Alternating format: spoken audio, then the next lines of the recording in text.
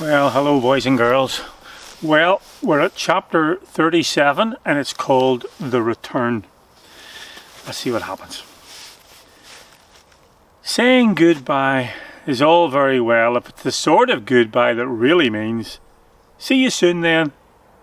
The goodbye that means goodbye is hard to say and is almost like losing a friend forever. The goodbyes that Mr. Mousey and Mr. Rabbit had to say were that sort. "Goodbye, Digger," said Mr. Mousey. "Thanks for all your help. I'll tell our pal Sammy Squirrel all about you, and he'll feel so proud to know that squirrels make great sailors." Digger grinned and shook their hands with a grimy hand. Mr. Rabbit hugged Nogger, who looked like he'd been crying. "Old Nogger'll miss you too, mateys. He's been my best friends and never said nothing about my..." He tapped his nose and winked an eye. "My wee problem?" "You have a problem with your nose?" asked Mr. Rabbit. No. My wee problem. He knows." He pointed towards his eyes. Mr. Rabbit grinned and, not knowing what else to do, patted his pirate friend fondly on the back. "And here, I want you to have this. Remember, won't he?" He handed Mr. Rabbit his cutlass. "To make up for one he used on the dragon. Perhaps old Nogger's cutlass'll serve you yet." Mr. Rabbit took the cutlass and promised never to forget. He also hoped he would never need it. Mr. Mousey shook the hand of the rat captain and asked him a question. "Do you know, I don't even know your name," he said. The rat hesitated for a minute before saying anything. "Tell you what, only since he's been heading off and a secret'll stay stiff with thee. And this is a secret, mind, not like old Nogger's, as what everyone knows anyhow." And he leant over and whispered in Mr. Mousey's ear. "What?" exclaimed Mr. Mousey, quite shocked. "But that's a girl's name. I know. Mom always wanted a girl." Mr. Mousey tried hard not to laugh. He could not think of anyone less like a girl than the rat. The revelation, however, made the goodbye lighter than it might otherwise have been. The captain held his grip for a few seconds as he looked the mouse straight in the eye. "And thanks for coming. I'll never forget a mouse." They smiled at each other and suddenly gave each other a bear hug. "And I'll never forget you." At this, his voice dropped so that only the rat could hear. "I'll never forget you, Doris." And so the two moved around the gathering, Pignose, Hasher, the ferret, Twins, Skish the otter, and the rest. Many were the words of thanks and encouragement, as well as hidden tears and saddened hearts. At last they came to the princess, who was accompanied by Captain de Vere. "Mr. Rabbit and I have been talking, and we think you should have this," said Mr. Mousey, handing over his leather satchel. "It has served us well, but I think it would be best now in the hands of its owner." The princess took the satchel and gasped slightly when she saw that it was the book. "This is precious to me, dear friends," she said, "more than you think. But I would never have asked for its return. Before I can accept it back, however, I think it would be important that you finished it. Have you finished it at all?" Seeing by the mouse's face that he had not, she opened and read part of the final chapter aloud to all.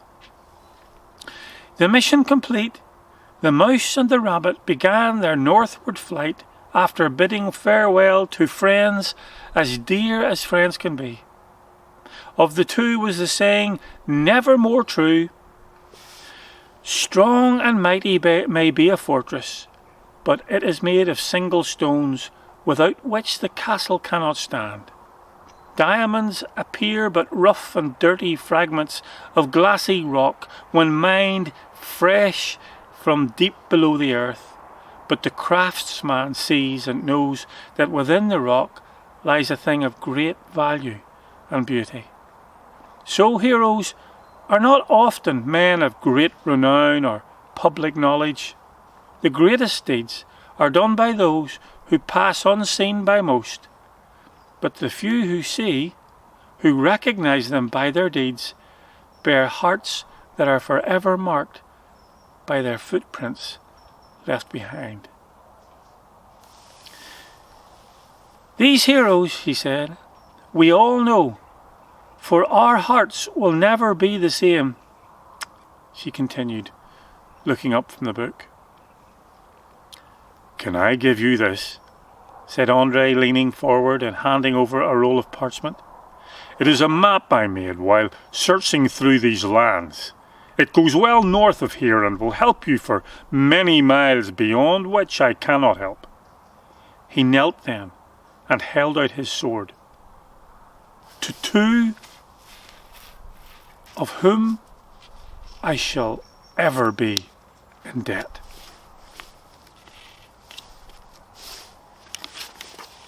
They began to walk slowly away, and left behind them every single heart sorry to see them go. Well, that was a bit serious and no mistake, exclaimed Mr. Rabbit after they had passed out of sight of their friends. What on earth was all that stuff about castles and diamonds? I tried to look as if I knew, but it was all gobbledygook to me. He shrugged and plodded on. It's funny without that book now, isn't it? Said his friend thoughtfully.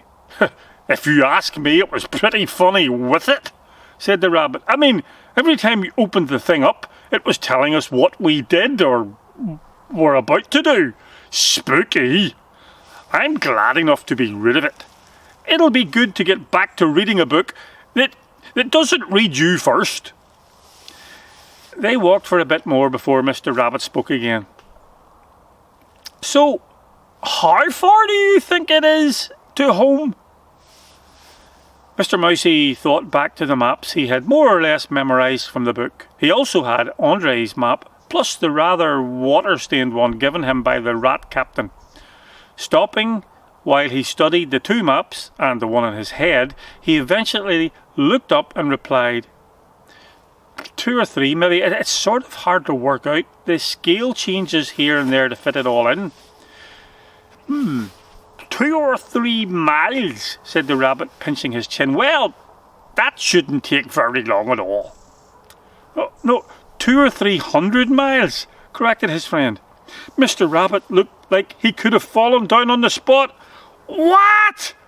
It'll take weeks. I've only enough grub for a couple of days. I could starve to death. Well, in fact, Mr. Rabbit's pack looked like it could have fed a small army for a month, but only to someone not knowing this particular Mr. Rabbit. Only if we had to walk, said Mr. Mousey. You mean run? Oh, Mr. Mousey, tell me you're joking. I'm not. What? I'm not talking about running. Mr. Rabbit looked taken aback. How then? Flying. Oh, very funny. On a busted carpet, not likely. Mr. Mousey shook his head. Remember what the princess read from the end of the book? He quoted the words. The mouse and the rabbit began their northward flight after bidding farewell. He looked at the top of his pack. He looked at the roll on top of his pack. So, perhaps the carpet is somehow working again. Well, like anything else, you can spend all day talking about how to do it, but only by actually doing it can it be proved whether it can be done. The carpet was unrolled, a few singes here and there giving a few unpleasant memories, and the two creatures plunked themselves in the middle. "If this works, I'll eat my hat," said Mr. Rabbit, looking unconvinced. "But you haven't got a hat." "No point taking chances," grinned the rabbit. They both took hold of the sides of the carpet and pulled. Nothing. "Either this isn't working or we're flying really low and extremely slowly," said Mr. Rabbit, twisting his head this way and that. "Carpet, arise," said Mr. Mousey. Not a squeak.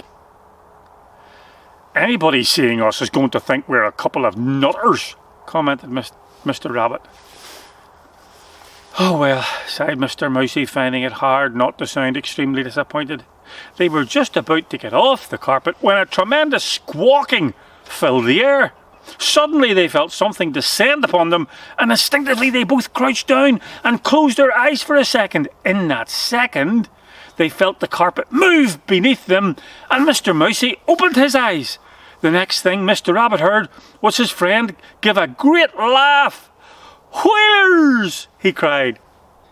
When he opened his eyes, it took a second or two to realise that the white thing in front of him was the backside of a herring gull. It was not the part of a herring gull that he was particularly interested in being that close to. "Ah!" said a voice from behind. He turned and found himself looking into the familiar face of Kirak the gull.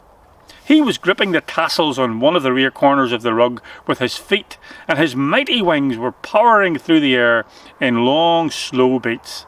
All around the carpet, other gulls were doing the same thing, 6 in all. Above, another half-dozen flew in formation like a squadron of fighters.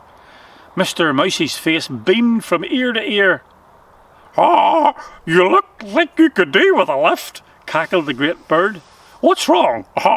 Lost your pilot's license?" At this, the other gulls turned their heads and cackled in laughter. "Thanks, Kirak. Thanks, guys," called Mr. Mousey. "This is brilliant." "No bother. Us high flyers have to stick together, eh, Rabbit?"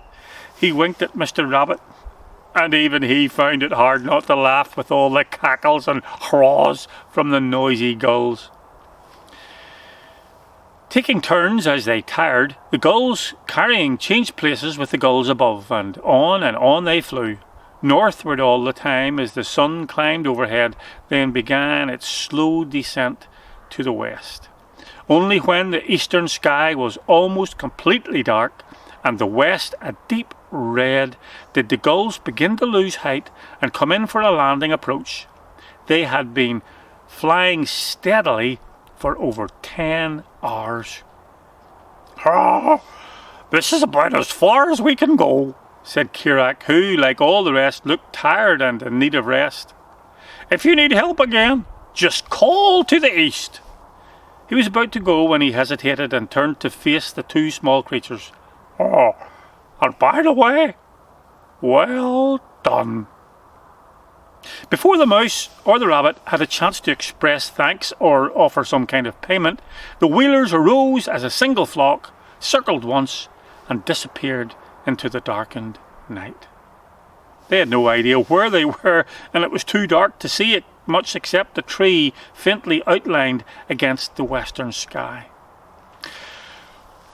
"Let's just camp here for the night," sighed Mr. Mousey. "I don't know about you, but I'm shattered." "Shattered?" asked Mr. Rabbit. "Is that the same as starved to within an inch of your life? I've only nibbled biscuits all day." And so, before sleep was attempted, a cold supper was brought out from their packs. Mr. Rabbit must have been very hungry indeed, for his pack looked very much smaller specimen when he eventually crawled into his bag and bid his friend good night. For his part, Mr. Mousey pondered a couple of things about Kirak. How had the whalers known they needed help? And where they were with all the wide world to choose from. As sleep took him, he wondered too just how Kirak could know, as he seemed to, about the mission. He still heard his cackly voice in his head. And by the way, well done. Well, that's the end of that chapter, boys and girls. Now, we've only 2 chapters to go, 2 short chapters. So you tune in next time to chapter 38 and 39 to hear the very end of Mr. Mousey Beyond the Silver Sea and Adventure. Until next time, God bless.